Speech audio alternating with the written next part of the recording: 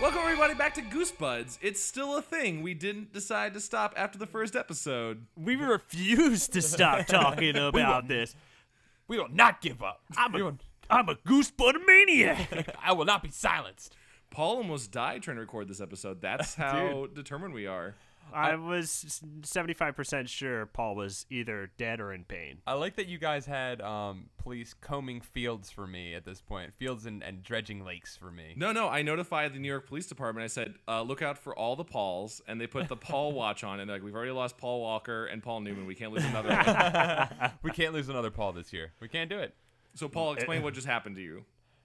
Neither of those Pauls died this year, by the way, and I realize that now. So, What, Paul Walker Wait, did Paul die Walker this year. did. Wait, what are you saying, Paul? Do you not? Yeah, do you know something Paul we don't know? Newman didn't, but Paul Newman dies every day in my heart. Every time I have a Newman's Own product. Paul Newman dies every time that I realize that he will not be able to invent a new sauce for me to eat.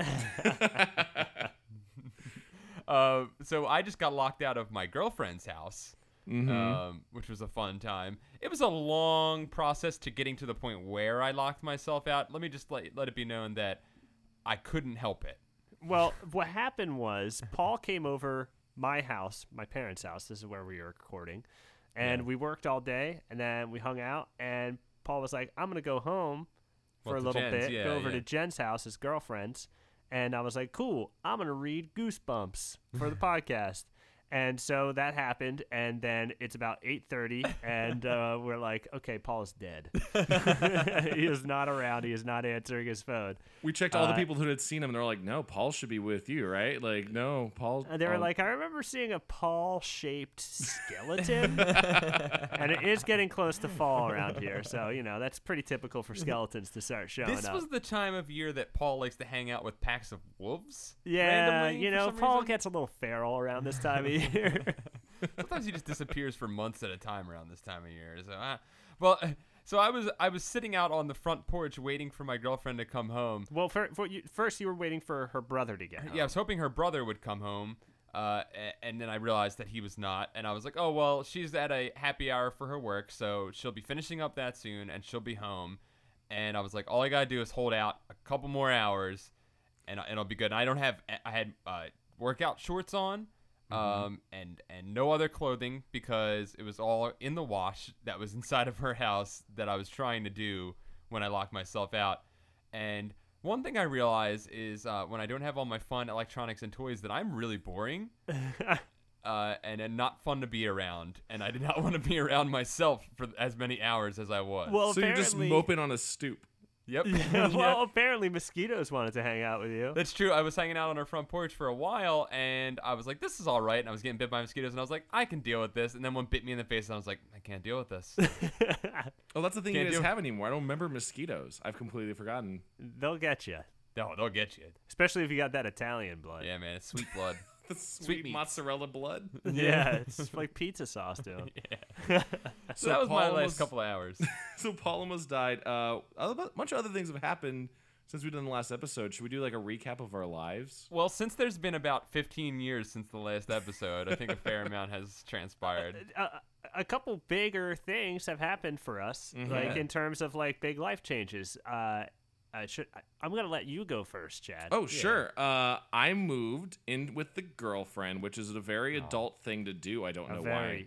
Very adult. Yeah. Also, I got birds. I got birds now. A very adult thing. That's an interesting life choice that I have a few people around me that do is adopt birds. Yeah. Somehow there's like a small circle of people I know that all just become bird people. And the rest of the world is like, yeah, why would you get them? I'm like, I don't know, because they do make a lot of noise. I was up at John's, and I was playing with his birds, and I was like, oh, birds are kind of cool. And then the one bit me really hard, and I was like, birds suck. Never again. Yeah. No. So here's the thing. I have two birds. I have the bird that I bought. This is the short story, is that the bird I bought was the catalyst for why I moved in with the girlfriend. Oh. Birds can be bought and sold. I'll buy any bird on Chad. There was a bird slave block, and I went that one. And it was separated from its family, and then it just became 12 Years a Slave. Wait, that's not the plot of 12 Years a Slave. That's the plot of those Goosebumps. That's the plot of those Goosebumps books. The bird was Chad's the just catalyst. going to bird auctions on the weekend. Checking their beaks. Sometimes I just buy them Sometimes I just separate the families and then just don't keep them. I just put them in different houses and then move on. No, this is the catalyst. The step was, I should get that bird. Oh, man, I can't get a bird because my permanent won't allow it. Oh, man, the girlfriend has a bird. I bet she could keep it. Oh, we both need to get into different apartments. Wait, what if we moved in together to keep that bird? And then now I'm an adult. And now I'm an adult. But hey, I'm still good talking thing about you got that bird, man. Yeah, man, thanks. That bird really set you on the path, man. Yeah, very super responsible because I wanted a bird. But we are going very well, and now I'm in Hollywood, and we're next to Tourist Town. You go to like Ripley's, believe it or not, and all of those like things that no one in LA actually ever wants to go to. Oh, dude, I used to live a couple blocks from there. Yeah, that is down the street from me. Yeah, I used to live in West Hollywood on Santa Monica and Fuller, right near that Trader Joe's that's right there. Mm-hmm. Oh, you got a Trader Joe's? You're set. Oh man, know, this dude, LA talk's great. Oh my god, I had a Trader Joe's, a Smart and Final, a Target, a Best Buy, Cheesecake and a Factory? GameStop. No Cheesecake Factory. Oh yeah. Cement Factory. Oh, What? Yeah. What is that? Is that a strip club? Cement Yeah, Factory is totally a strip that's club. just they just. I think they just make cement just down. Well, I don't know what they make, but there's a big machine company right before the 99-cent only on La Brea on the left. Okay, Yeah, go to it sometimes and go, that's what he was talking about, and then move on. that was Dom's life. But that intersection sucks because I used to have to drive up the 101 often because I was doing some work, and it takes a majority of your time is getting through those like 4 intersections. Yeah, because it's before all you get on the tourists. 101. It's all Yes. people just kind of wandering and going, "Wow, look at that street busker who's looks like a Harlem Globetrotter. I bet he's legit." Oh, look at that guy dressed like Fat Spider-Man. Like, oh, these people are all crazy. Like, I love how people are like, I want to see Hollywood. I want to go to the Walk of Fame, maybe see a star. And they do that, and then they end up getting their photo with Elmo, who is actually an ex-con. yeah, yeah.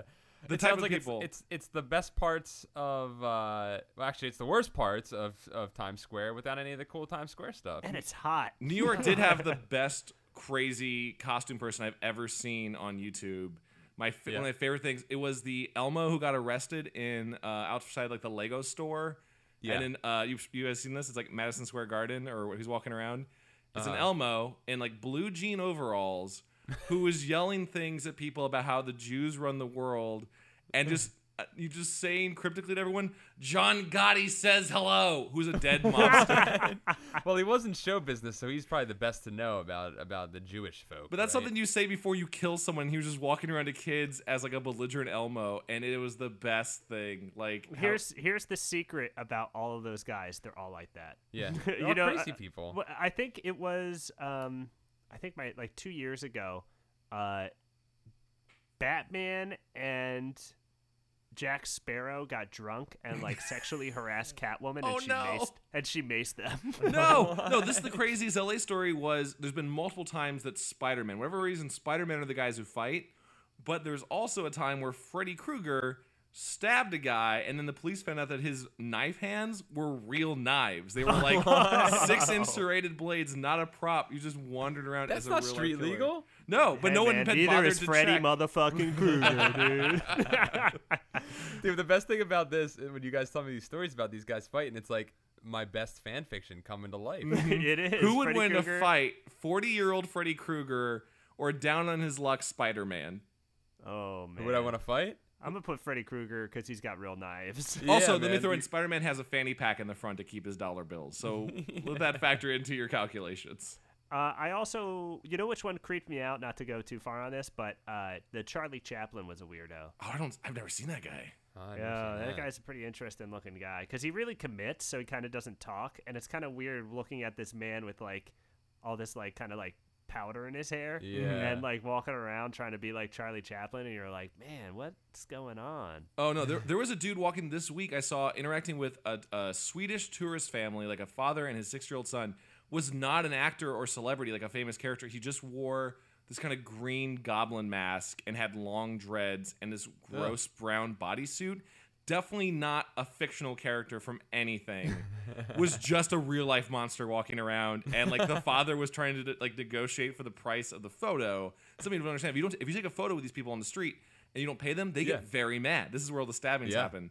And this is why they're ex-cons. yeah, and the father was trying to negotiate like what he wanted, and I swear to God, the monster man is just gurgling like he's not saying anything English at all or as a It's language. just an actual goblin. This is an actual goblin.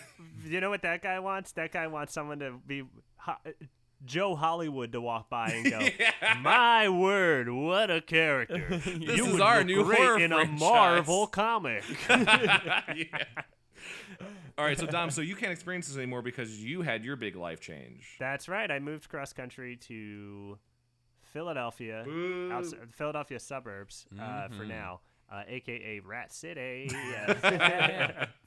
But I moved cross country to work with Paul and our friend John on just doing web stuff. I left the soup because that was a really good job. My life was going too well. Yeah, I met a girl. I know. I had a she's great sweet. job. I was living in Los Angeles, and I was like, you know what I should do? Move to the Philadelphia suburbs. But yeah, the girl I met though, she'll be moving out here too. So I'm moving in with my girlfriend as well. And actually, Paul, you're moving in with your girlfriend too, aren't you? Yeah, we're looking for places now. Yeah, this anyone podcast listening- this podcast is for 28 to 29-year-olds who are ready to be domesticated. who are content with life and willing to be at this moment. And who If live you're near the type trains. of guy, if you're the type of guy or girl who wants to just smooch people and move on to the next one, don't listen to this podcast. I'm sorry, Goosebuds is not for you. Again, we are a straight edge Christian podcast. The podcast where we read children's books and talk about them are not for you. I'm sorry. Do you like house music and $2 beers? That was 5 years ago. We don't do that anymore. We can appreciate it, but we just don't partake. We really like when a Seinfeld episode comes on as a rerun. That's real great. Dude, you wake up and the bill you thought you had to go and pay, you find out that you can pay it online. That's beautiful. All right, I think we should jump in and talk about real, actual scary things besides becoming an adult. Let's do it.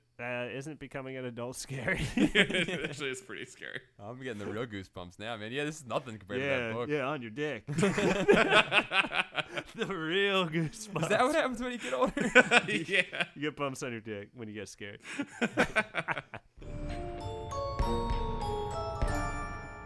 Okay, so book 2, Stay Out of the Basement. Also, already a terrifying title. Yeah, because basements are real spooky. Basements, They're real spooky, and I got to talk about the cover art. Can I jump right into right, that? because there are multiple covers you might have seen for this. I believe you're talking about the Green Hand.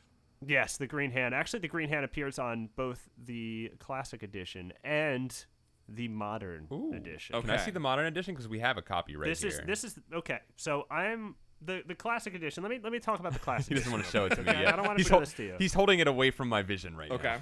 The classic edition. It looked like it was a great painting, I assume. By Swamp thing coming out of the basement, yeah. by T. Jacobs, Swamp Thing's hand and fingernails coming out of the basement with the title "Stay Out of the Basement." Real quick, what do you think plant fingernails are made out of? Because regular Ooh, fingernails are dead Bark? skin. Bark, right? Bark? Bark. Okay, I'll go with bark. Okay. Yeah. All right. I was solved already. Or avocado pits. Or sunflower seeds. Oh, that Yeah, sounds seeds. nice. Oh, but they're seeds. That's kind of cool. That's So cute. there are 2 different covers you can deal with. The other one I saw a lot in the version I had rebought, and I had seen it before as a kid. It just gives it away in that you have a giant scowling tree man just staring at you behind a lab coat. So that's like, Oh, really? I have never seen Whoa. that one. yeah. That's the one I rebought, and the one I remember seeing as a kid. I think it was a reprinted version. Was just full on like living Groot in a lab coat, just looking Living down at you all Groot. sad. Well, that's a lot more true. I guess that's a little bit more true than this one Yeah, because this one's- the modern version is just a recreation of the classic, but now the fingernails are sharper It's an HD remix. and there's more vines. It's just an HD So remix. it's There's the a lot- Lucas retouching of the Yeah. Goosebumps covers. There's a couple more thorns in there. Okay, good. And I good. believe the fingernails are implied thorns in Well, this one. back in '92 when the first book came out, you had to pay the artist by the thorn. So they true. were like, That's true. they had That's to cut true. down the number. Now it's digital, and these people come in. I'll just Photoshop a bunch more thorns on And there. that ruined a lot of artists. A lot of artists made their life off of drawing plant life and thorns and Magic flowers. cards. Magic cards was a lot of their work. Magic Yep, cards, uh-huh. a lot of magic cards, a lot of artwork. I like that you were like hold on, hang stumbling on, for I got another this thing. joke. Like, he's getting I there. got this joke. A lot of cover art to adult contemporary. there you go. There you go. CDs and cassettes. Listen, if you could if you could get a cactus, pull yourself a cactus job back in 1992, you could live off of that for 6 months. Absolutely. I got like 3 adult contemporary covers arts that are just based on cactus. You know, there's a guy who's collected like a bunch of the original Goosebumps paintings. Like he has them in his living room. Yeah, it's Dom. Yeah, it's not. Yeah, Oh, it's sorry, me. it's Yeah. not. Yeah, it's me. And you bring people over like, take it in, and you take a sip of your wine goblet, and then everyone just kind of stares and goes, "I didn't know this was gonna be the thing we were doing." And then someone's like, "Is that ecto cooler in there?" I think it is. That's high safety cool. I think that's VHS of Saved by the Bell. And then Dom says, "You're never leaving." All right, so stay out of the basement. The general concept of it, things are going on in the basement, pretty spooky. The thing I think is most interesting, this is a very not well researched out theory because we only have 2 books to go off of. But again, parents don't care about their kids. And so I'm already going to throw this out here as something to look out for the rest of the series. Did R.L. Stein have a bad dad? Well, if this book is any clue, he had a real bad dad. Yeah, his dads are always aloof and always up to no good. Yeah, I'm waiting for the book where like, and the father and mother really cared and put a lot of time and energy into their kids, and that wasn't anything scary about it whatsoever. Yeah, well, the funny thing about this one, because, the thing he always plays off of, which was smart on his part, is the parents never listen to the kids. Yeah. And, like, that's always happening. And in I'm his sure books. they're trying to go for like me as a kid going, yeah, I totally get it. That is Yep. really lame when the parents don't listen to me. But Right. these are non-existent people. And this is Well- my main problem is to set it up like the father is some sort of scientist man. We don't really get a lot of particulars of. Scientist Yep. man. The mother, we don't know. And this also raises the question of what do these parents do for a job? How do they Right. make money? Well, that's my big question. Can we start talking about the plot? Yes, Because- please. All right. Yeah. They just establish in the book that the father has no job. Yeah. And the mother clearly isn't working because she's just leaving because she can because her sister is sick in Tucson, Arizona, I believe. Right. And I just The main plot of the book is that sick sister. We keep getting updates Yeah. on her. it keeps coming back to it, and you don't know what she has, but she's, Probably plantitis that the dad's trying to solve. But so we established that he doesn't have a job. He lost his job. He doesn't talk about it. Nobody knows why he lost his job. Yet the mother is preparing a shrimp dinner. Get The a most clue, decadent Mom. of dinners. Stop making shrimp if your broke ass husband, who's in the basement with his plants all day, ain't working. Well, you see how far she spent all the money before she ran out of the house to go hang out with her sister in beautiful Arizona, and then he's feeding them plant food. Okay, Yeah. all right. So you have this dad. The mom's out of the book for most of the book.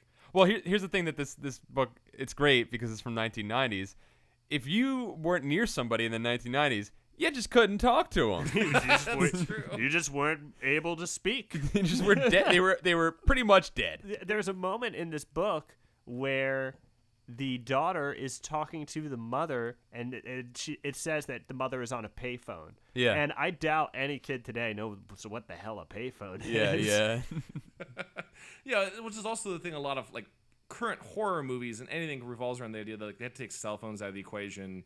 But these are just things where like even if cell phones existed, there are still just like giant glaring questions that don't make any sense as far Well, as where the parents are. The mother appears to be like kind of denying that there's any real issue with their, marriage because he got fired.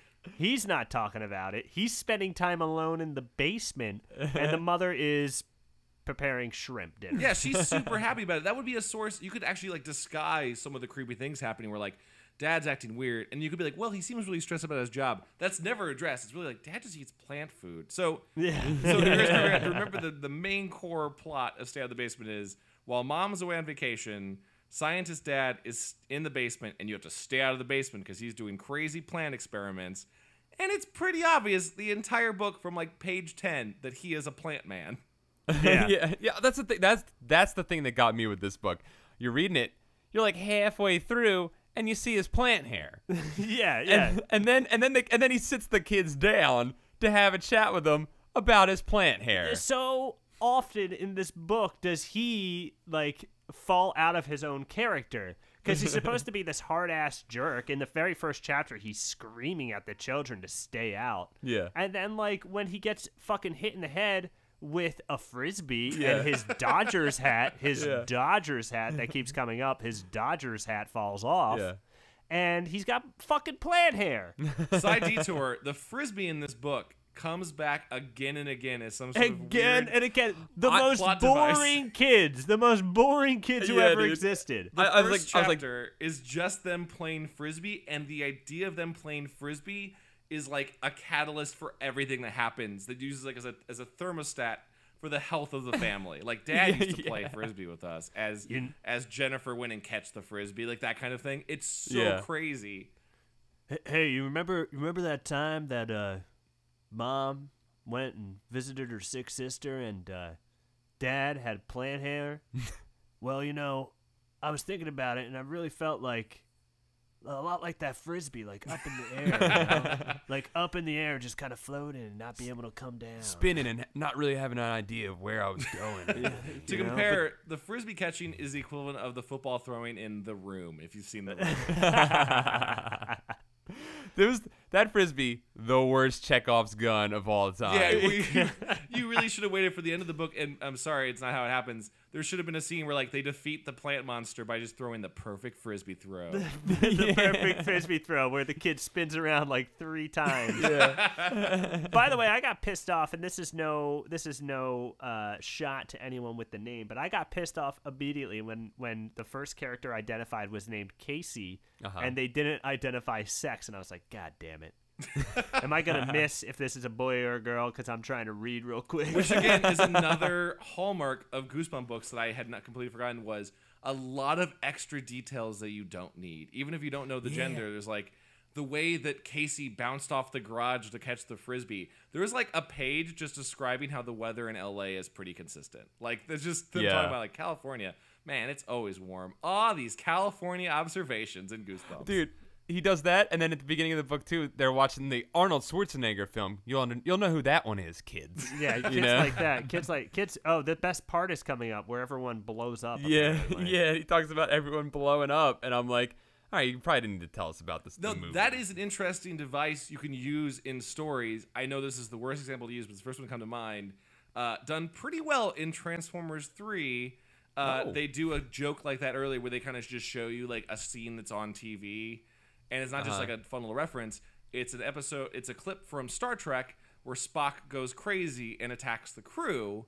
And it's a fun little like wink, wink observation setup for people who are watching the movie, because Spock plays Sentinel Prime. Spoiler, goes crazy on the Autobots and betrays them. So it's like this fun kind of like, see what we're doing? We're getting foreshadowing. We're foreshadowing. This is like all of these things have never anything to do with the plot. They're just weird little like details to fill in the blanks. They're just things to be like, these kids are like you are.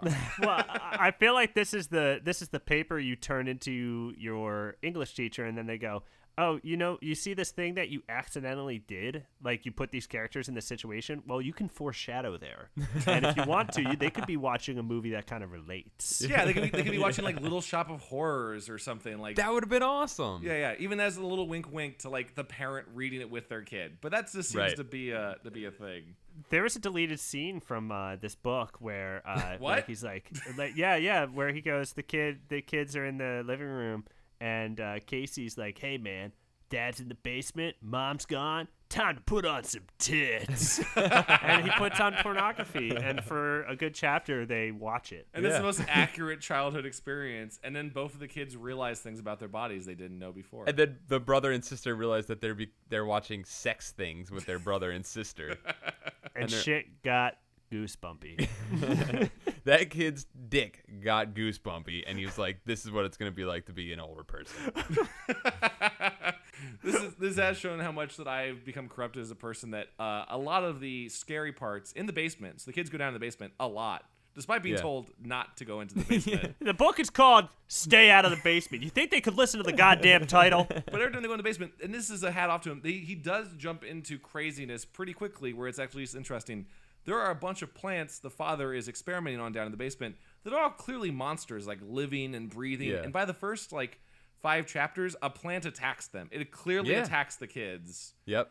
But my immediate thought was, oh man, I've read too many Japanese manga to know this is gonna go a bad way. Well, there's actually a deleted scene from the book where they're in the basement again, and Margaret goes, "Hey, does that plant kind of look like a butthole?"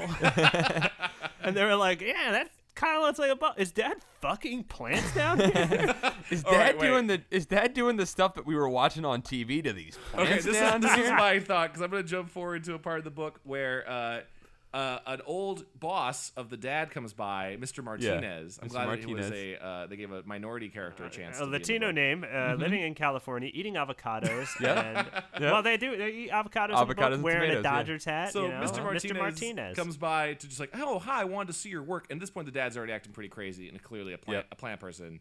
Mr. Martinez goes downstairs to the basement, and the kids just completely forget that Mr. Martinez was there. Yeah. Go ahead. But it's funny because you're going exactly where I wanted to go, which was, I loved the daughter's her mindset of just no, this couldn't be a bad thing. There's nothing wrong going on here. He obviously just left his jacket. Yeah, so the kids discover when they go back down the third or fourth time, Mr. Martinez's jacket and shirt. He just walked out of the house with no shirt on. And again, this is something the kids do in a lot of the book, and maybe you need to do this, but I keep thinking you want to build your evidence against. The kids confront the dad every time he does something suspicious.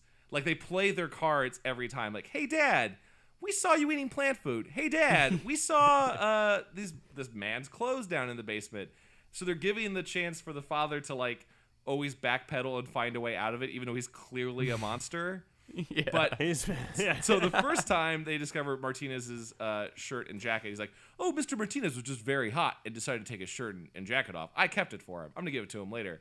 And then later on, a chapter later, they find Mr. Martinez's pants, and I wanted them to confront the dad about it, and he'd be like, "Yeah, I fucked Mr. Martinez. Sorry." And just look, I fucked him. All right. Look, I had to fuck that guy. Also, I sleep in dirt now. Okay. Oh yeah. There's the dirt in the bed I didn't get. It's kind of just really kind of. I guess it's related, but there was bugs, and I guess bugs are gross. They were just well, here's another plant thing. Let's just make the father is progressing more and more to be a plant, and at one point in the book, the daughter sees it's not her husband. The daughter sees her father come upstairs and then lay in bed and look in the mirror and drip green blood. Major alarms, major things you would want to tell someone about. And then the next morning, she's like, "I looked at the father's bed. There was dirt in it. Did the father bring the bed up there? Did he plant it for himself?" I want it to be "Oh no, sweetie, your father shit himself." It's just this was an allegory for senility. But going back to the father falling in and out of character, he is so hot with them, and then they're hit him with the frisbee, and then he's like, "Children, come here, I will tell you all." And they're like, "Okay." They're the dumbest kids. All they do is bicker throughout the whole book. They're like, "I'm a piece of shit little kid," and the other one goes, "No, I'm a piece of shit little kid." Fuck and it also goes back to they could tell anyone. There's a lot of times we could call mom and tell her that dad is dripping green pus from his open wound hand that doesn't heal, and also his head is made of leaves now. But they don't, because they don't want to bother her. Well, these kids are really, really responsible. They take care of everything in the house because their dad's in the basement. Then, remember the night where she sees her dad doing some weird shit in the basement? She hears a noise, and she spills some shit. Mr. Martinez, by the way. Mr. Martinez, she spills some shit all over the floor, and her brother comes down because he scares her, and she spills shit all over the floor, and she hears stuff in the basement, and she's like, "Let me clean up this mess first before I investigate my dad's weird plant sex." They are real responsible. Yeah, there was something moaning in the closet throughout the whole book. And you're like, oh, Wait, is this did R.L. Stein write some metaphor for my coming out of God. the closet as like a homosexual father? Wait, Oh my God. Wait, did science create homosexuality? Did R.L. Stein just say that homosexuality was created in a father's lab? Was the father experimenting in the basement with Mr. Martinez? Oh yeah, there was also a lot of weird sexual things that he was experimenting on. So we're just gonna kind of play some of the cards that the book reveals later on. Is that you start to learn that the father was just making like plant people, like just parts of people out of plants. But he's trying to make animals. He's trying to make he was animals. trying to fuse animals. animal DNA and plant DNA. Though Because what we needed was a pig that grew fucking apples. Yeah, on though, its back. though at no point yeah. do you ever see like a pig tomato. It's always like there's a pumpkin with a human butt. Butthole. Yeah, like there's always a pumpkin with a butthole. But Have you ever wanted to fuck your fruit? Now you can. But like all the plants are like, and there was a sprout with a leg sticking out of it. This one's a hand. It's like he made a hand job plant. That's all he did. That's all he did, and it moans. And also, like, I don't know why you would keep going because he kept talking about how he wanted to like really perfect it, and like you struck gold in the first day. As soon as you made butthole plant, you can like get a bunch of government grants. You're good. You were real good. Hey, this guy figured out how to make new buttholes. We don't have to worry about butthole cancer anymore. You know what kind of like struck me as odd is that the boy took off his shirt the first time they go into the basement, and like throughout like the next while he's shirtless, and like he gets pinned on the ground by his sister and like his sister's friend, and he's shirtless. Yeah. And it's real weird. And then he gets tied up by a plant. Yep. While he's shirtless. Again, There was Japanese some- manga has shown me that this goes a certain direction. I think there are some heavy sexual undertones in this book. Yeah, I mean, without a it would doubt. feel pretty hot if like a plant wrapped its vines around you and you just felt so safe. Well, it's all this feels hot so and safe. steamy down there, and there's all that moaning going on everywhere. You know, Yeah. it was a sex dungeon. It did not explain why the plants were malicious. No, that's true. I guess if you said they were animals, you'd think they'd want to hurt people. There should be like nice plants. There should have been like a giraffe plant that wants to just like nuzzle you. But Right. But they all seem pretty harmful. Oh, also speaking of harmful, they never revealed what is the father's green like pudding about? What was that about? Green oh what? yeah, I wanted to bring that up. So towards the end of the book, when things are getting more and more intense, he's like, "I made lunch for you." Oh yeah, what was that? And the kids are like, "Dad, you never make lunch." And he's like, "Fuck you, I made it. Shut up." He's And, screaming at them. Yeah, and then he pounds on the table and screams, and he's like, "Hey, Dad!" And it's like, "Dad, with your baseball cap and your hair being leaves, you're creeping me out right now." And it's this green sludge, and he really wants them to eat it.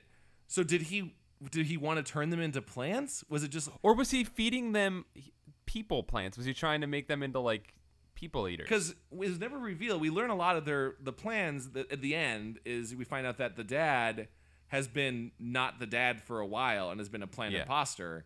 Was the plant imposter dad just like trying to be a good dad and make him a good meal, or?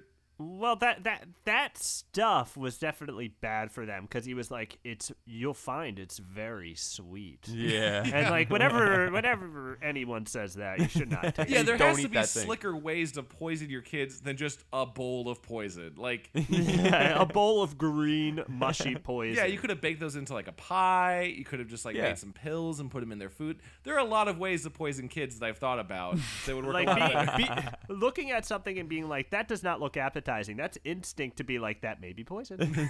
Like that's why we don't eat stuff like that doesn't look good. But That's why we don't eat things that we find on the ground, which is what he was trying to feed them. The ground. But I like to think that the plant father, that wasn't part of his dastardly plan. He was like, I gotta take care of these kids. I mean, I do. Because we really don't know. There was never like a reveal of like they want to make an army of plant people and take over. It really was, he is the plant dad and he wants to work in the basement. He might have wanted to take care of those kids. That's the weird thing about it is he accidentally, we find out at the end that he accidentally spilled his human DNA. The real And he dad. gives the real dad spills his human DNA into his plant device. Hot. And accidentally transmutes his existence into a plant being, which somehow dad gets 99% of the way there with DNA. Yeah. And the only thing By he didn't, accident. by accident, the only thing he didn't get right was the hair. The hair and the fact that the plant dad couldn't call his daughter princess. Oh yeah, that's the major. They go for the very cliche of like, how can I tell which clone is the real person? Yeah, he got so close, but he even got the paternal instinct. But he couldn't figure out the rest then. And then he was like, then he, I can't figure it out. She doesn't like me, man. I try to feed her plant mush. She didn't fucking eat it, man. She doesn't love me. I can't be plant dad like I want to. But yeah, there was never... These kids nowadays. He actually could have kept going with Martinez and like sold Martinez as plant dad. He could have sold Martinez like the plants and just become the new dad and been very successful. And then meanwhile, we never would have known about the real dad locked in the closet with Mr. Martinez. Also a sexual euphemism. Yes. But you know what dawned on me at the end of the book is that the father had been tied up like probably since like pretty early on. I guess a couple weeks, right? Yeah, and like a couple weeks go by, and at the end of the book, they're like, the father's like, I've been down here for a couple days. Yeah. It's like, wait, so dad only started being a real asshole in the last couple days? I don't think so. Yeah. He's been a huge asshole this whole book. I think this whole ordeal made us learn a couple things about real dad. Yeah, he ate plant seeds like weeks ago. Yeah. And that's why I think a lot of this is written on a first draft. Because that's like conflicting information. Like he would have died from dehydration. All right, let's look at this. So far, the list of plant dad versus real dad. Plant dad made his kids some food. We don't know if it was poison. He went to help the neighbors despite having particularly busy experiments. He's like, I gotta go help the neighbor with his lawnmower. That's something plant dad did. Stayed at home. Talked to his kids more. As opposed to real dad was always just in the basement, not making lunch for his kids. Who knows what else he's doing. Got fired probably for being a slob or just a lazy person. She killed the wrong dad. Yeah, that's the real person he should have won. Which also sets up, I will say, Goosebumps, I give him credit, a really nice little, like, spoiler twist ending. Before we get to the twist ending, okay. I just want to say that you go through that whole ordeal with the axe at the end, so they're all in the basement. Mm-hmm. Plant dad's out, real dad's out. Awkward. You got your real awkward. You got the real awkward situation, your typical thing where it's, I'm real, no, I'm real, and you can't tell who's who. So she stabs dad in the arm. She does. She immediately goes for it. She stabs him in the arm, and then she's like, oh, that's dad. And then dad is like, because he bled. One of them bled red blood, and plant dad is green blood. But she didn't test plant dad again. No, because real dad was gonna test him because he fucking hacks him in half with a goddamn axe. That was gory as hell, man. Yeah, it was fucked up. They talk about his body splitting in half and his green blood flies everywhere. Oh yeah. Also, Margaret, the daughter, as soon as the real dad gets the axe, she's like, I don't think that's him. Dad would never wave an axe at someone. Yeah, he would if he was locked in a closet for a week and forced to eat probably like plant semen or something. He probably would want to kill people with an axe. Before we get to the ending, the twist ending, once more, I'm going to stall it once more. I have the special edition version of this book. That's why you had all the deleted scenes. You got the Criterion Guys, collection. It says in the bottom, now with bonus features. What? Which the bonus features are a quick Q&A with RL Stein, which is what I'm going to read something from. Okay. And then just kind of facts about plants. which honestly, if I was a kid, I would read the shit out of this book. Hell yeah, dude. Fact I'd number probably one, carry this book around and be like, you guys want to learn some facts? This book was 90% not facts, but once I got to the facts, it became my favorite. Dude, if a book had facts in it as a kid, loved it. Plant fact number 3, pumpkins can't have faces that moan from them, so watch out for those kids. But the question I want to bring up, directly related to the ending, the interviewer, not identified, says, have you ever come up, could be R.L. Stein himself. Maybe Walt. Have you ever come up with an ending to a story before having the other part of it figured out? RLS responds, writer's most different am I. First ending the backwards right eye. What? And I don't really... Oh, he's being clever. I don't really appreciate that. I don't like R.L. Stein getting cute on me. You know, R.L. Stein, and I think I may have mentioned it's the first episode, but I read an interview with him, and he said that most of his books come from just an idea for a title. Mm-hmm. And then once he has the title, he works from there. And apparently he came up with Stay Out of the Basement and was like, thrilling, I can build off of this. Yes, I can go somewhere. Well, let's talk about the twist ending real quick, because apparently he wrote that first. Paul, you want to set it up? Okay, so Plant Dad gets murdered, just cut in half in a basement. And Casey goes, "Hey man, there's some tits on TV." And then after the murder happens, Dad gets his job back, even though he almost killed his boss with his plant things. Because for some reason, that's another thing that Mr. Martinez is like, "Well, I fought for you to the bitter end, Dad, Plant Dad. I liked your experiments."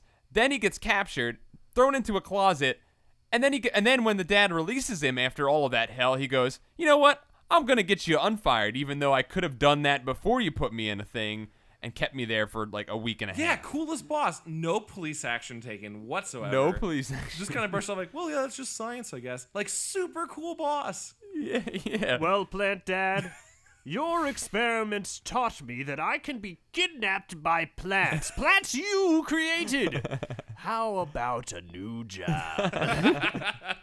Well, that's logic if I ever heard it. You know, Martini's asked for like, but really though, grow me one of those butthole plants. Like, just give me one on the side. Just give me one of them He's like- butthole pumpkins. He's like, "Plant Dad, I'll let you have your job back if you don't kill this one butthole plant that I fell in love with inside of that closet.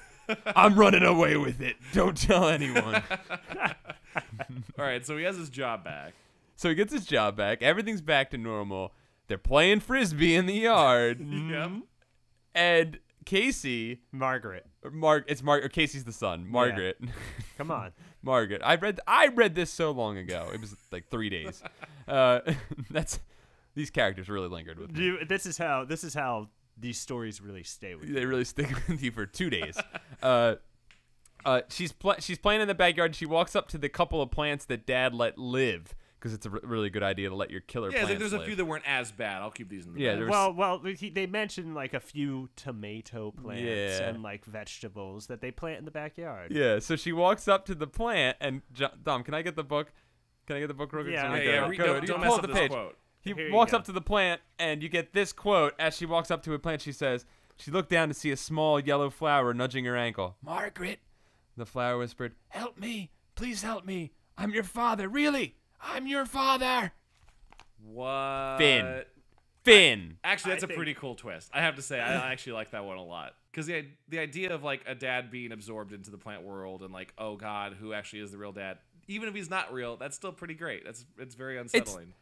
It's cool because usually with not the Goosebumps show followed the books, but like Are You Afraid of the Dark? The ending always came out that there was never really any danger. It was all sometimes there was sometimes, but for the most part it's usually like, and everything was okay, Yeah. boring. Yep. So this is nice where you get that little cliffhanger where you're like, cool. There could have been some spooky ass shit that happened. I would say the best part of the book is probably the ending, because that's when something actually happens. Yeah. Also, I would definitely watch a sitcom on CBS about Plant Dad, and just like if he's like, "Oh, Dad, you're a small yellow daffodil. How are you gonna get me to basketball practice?" And he's voiced by like Ryan Reynolds. I love it. I'd watch that. Let's pitch that, because I think we could probably get that made. There's a tons of jokes to just do about like not keeping the wife satisfied in the bed. There's a tons of stuff. Yeah. We can workshop it later. Yeah. Daffodildos. Now, all types of stuff. my family, when I uprooted and moved for a job, I don't know. That's, puns write that's as far themselves. as I got. No, That's I as far was as I on got. board. I was but so that's the captivated. gold mine we have. That's just right off the top of my head. We You can know really what? go with this. You know how confident I am in that idea? Audience, go ahead and make it yourselves. We'll have another one. yeah, we got 1 million of this shit. Give that one away for free. I think RL Stein might sue you too, but don't worry about it. Don't worry about it. He can't read. Guys, I think that's a pretty good summary of Stay Out of the Basement. Are there any lingering thoughts you have, or anything else you want to get off your chest about, out of basements and plants and limb dads? I think that we missed a really big opportunity to talk about man-plant love here, you know? Yeah. Yeah. You know, this we had the homosexuality undertones, but what about the man-plant love undertones and overtones? And there's nothing illegal about wanting to go out into your backyard and find a nice little plant that you really like and just kind of, put your dick in that tulip. I'm not gonna judge you. Those Venus flytraps, they do more than just catch flies. Penis fly traps. You guys, I'm real funny. I'm real good. Guys, this is the gold mine we're sitting on. That's why I was comfortable. That's why I was comfortable giving up Plant Dad, because I knew Dom was going to line up another one for us. Yeah. Yep, we got it. The penis fly trap. Oh, God, that's the one to end on right there, I think. Yep. Well, I had one more thing I wanted to say about this book. Please. Oh. So I think a running theme in RL Stein Goosebumps books is shitty kids. Nobody likes kids. Shitty parents, shitty kids. Like, shitty parents, shitty kids. Spooky thing happens. Everything's okay. Shitty parents. Yeah. Like, but my thing, and maybe this doesn't need to go in, but the kid loves playing with frisbees. Yeah. Mm-hmm. And then he really wants to fly kites. Where's the kites? They're in the basement. And let's skip this. No, I want to hear this. I want to hear this. Keep going. Explore this. Well, what is it about aerial toys and this kid? The entire time I'm reading this book, I kept saying to myself, why don't these kids play some fucking video games? Yeah, man. Yeah, it's very much like a 50-year-old man's idea of what kids like. Like, all you needed now was, like, Margaret be like, what if we just went outside with the old stick and hoop and just knocked the hoop around? Why, I will go outside and throw a leaf. Because that's what children do. When I grew up, nature was my toys. What if we went out and that's what this guy painted is. the And it's fence? like he shows them watching one thing on TV and they're blowing shit up and it's rotting their brains. Also, he brought up 2 magazines that she read, People and Sassy Magazine. Sassy? I didn't notice that. One of the magazines was called Sassy? Never heard of Sassy Magazine. There was a magazine called Sassy Magazine. Sassy Magazine? Sassy Magazine. You know, I'm going to throw this out there, and this was just the feeling I got, and we've talked about these books being ghostwritten, and they probably are, but I'm not 100% sure. Maybe not this early, though. Maybe not this early, but this know. one feels like it was written by a lady. Potentially. Yeah, I can see that. I don't know why. It just felt that way to me. Guys, Sassy Magazine was real, by the way. A defunct teen magazine aimed at teenage female fans of alternative and indie rock music. Oh. Oh, Margaret was dope. Margaret was cool. She was a riot girl. Yeah. That's awesome. She was into Nirvana, and she also was worried about plants killing her. What a weird teenage life. One weird year. One weird life.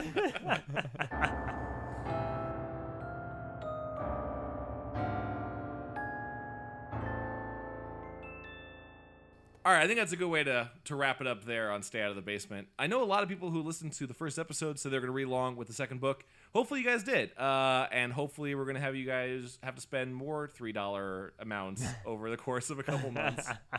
Dom and I went to a thrift store today, and we found a treasure trove. Oh, we found really? We found a hardback of the Monster Blood series. The whole collection. Really? Oh, the whole trilogy. Like Lord of the Rings. Yep. Actually, that might be like 5.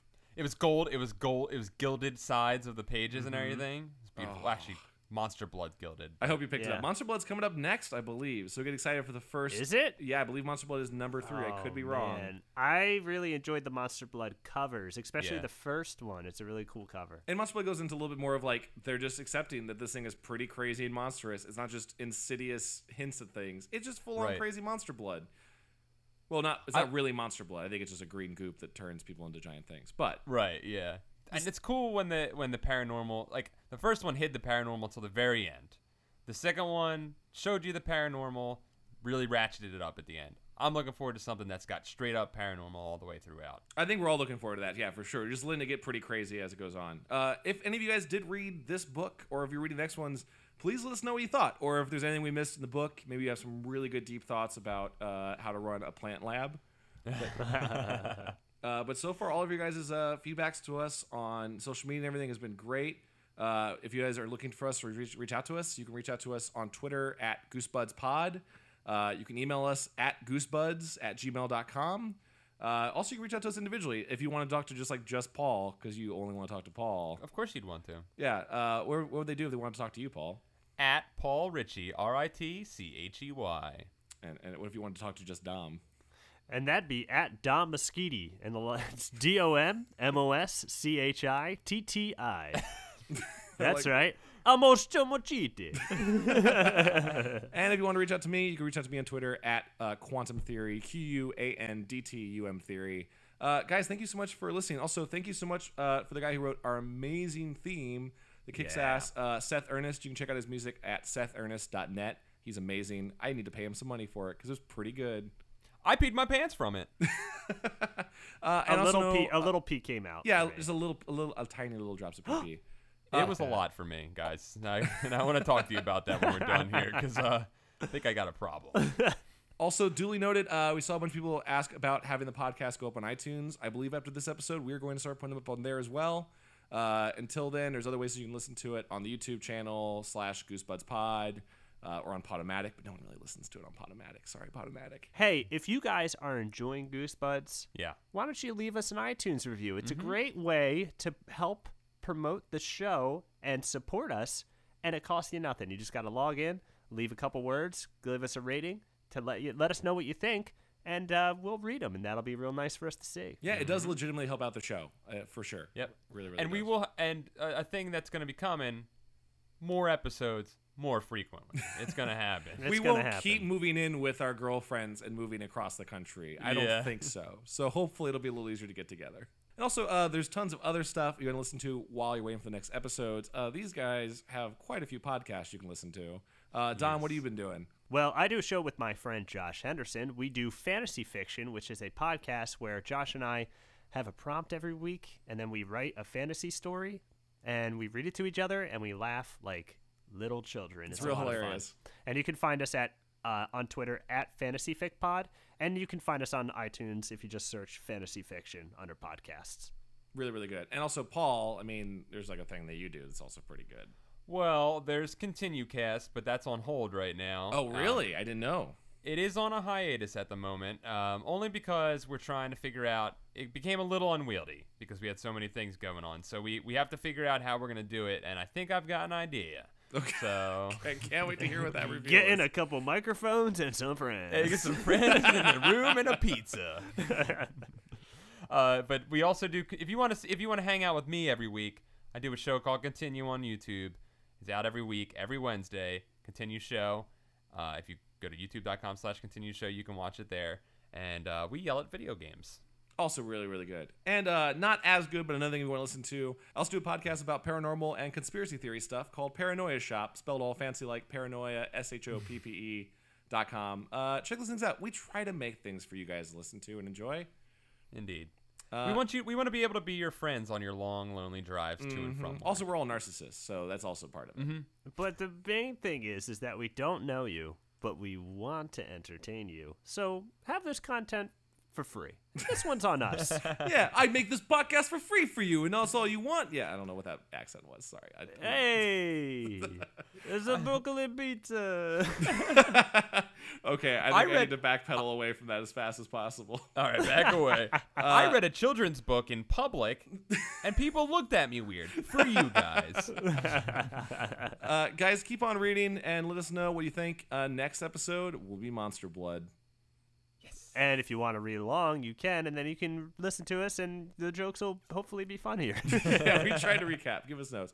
Anyway, guys, I think it's time to wrap up. Have a wonderful, spooky night. Goodbye. If it gets too scary, you can close the book. It just stops then. A ghoul bye. All right, see you guys. Bye-bye. Bye.